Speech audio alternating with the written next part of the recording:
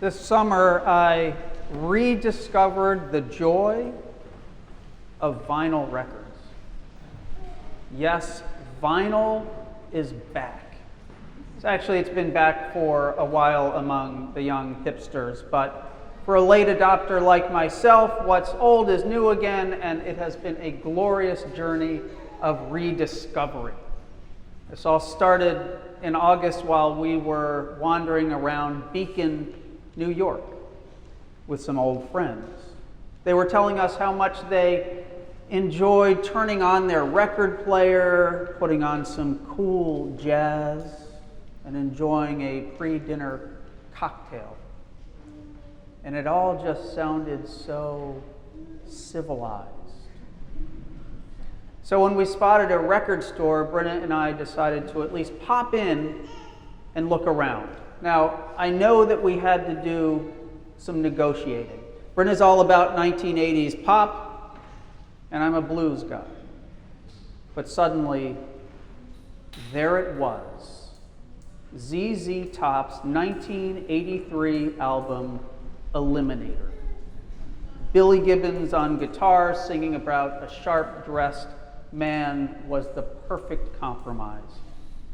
So that's what started us down the vinyl rabbit hole. There's something beautifully retro about embracing analog technology in a digital world. Some of this is sound quality. Vinyl really is the purest way to listen to music.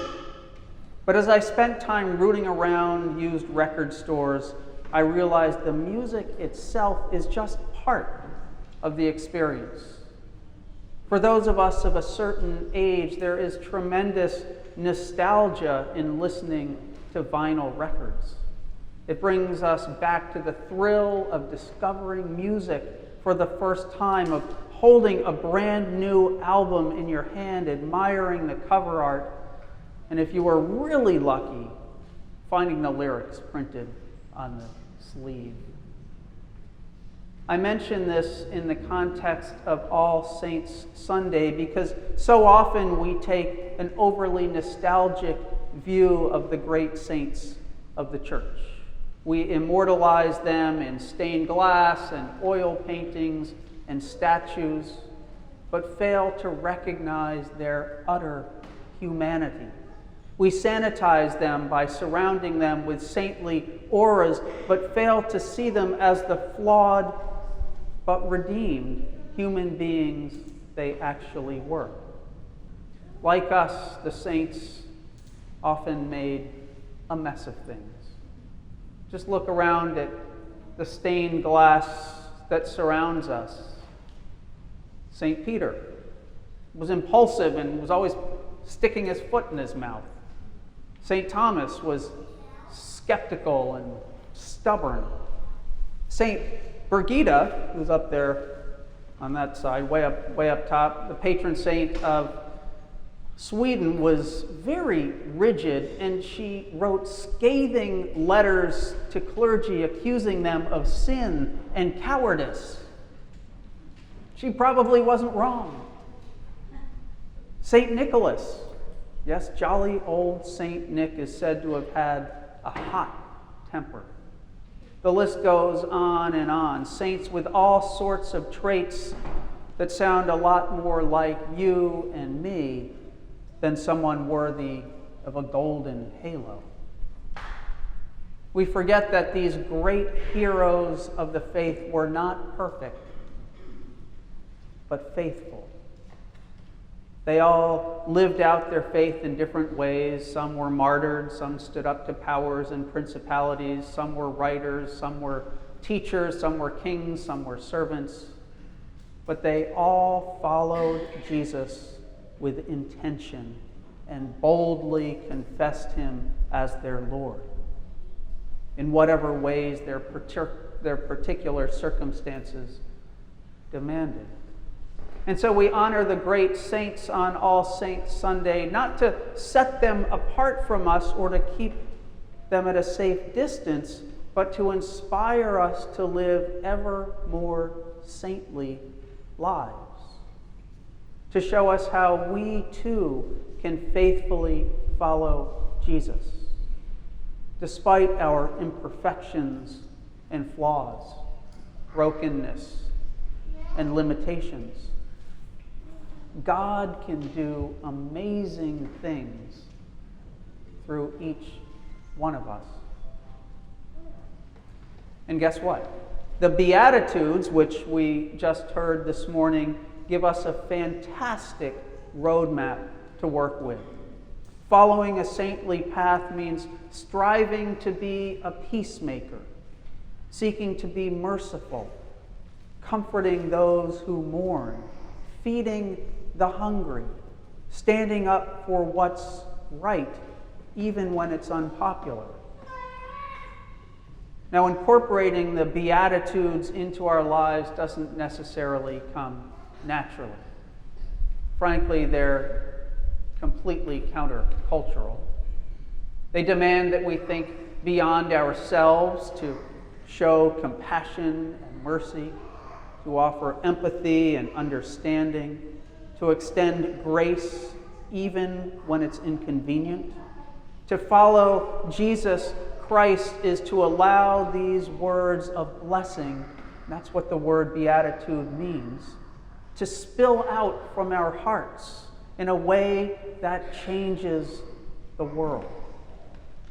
And if not the entire world all at once, then at least the small piece of turf upon which we trod.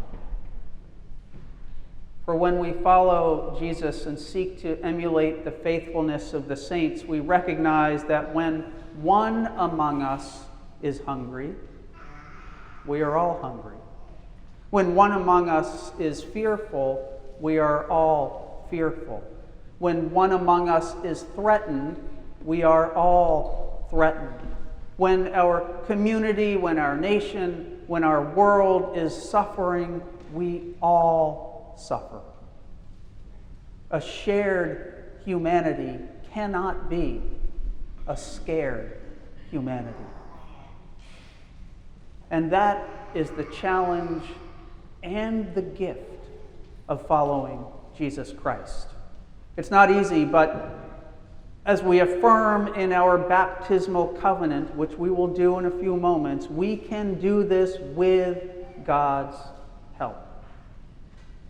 Today we baptize some new Christians, some new saints into the faith as co-laborers to walk with us, to help us all live more saintly lives and to bring the spirit of the Beatitudes more fully into the world.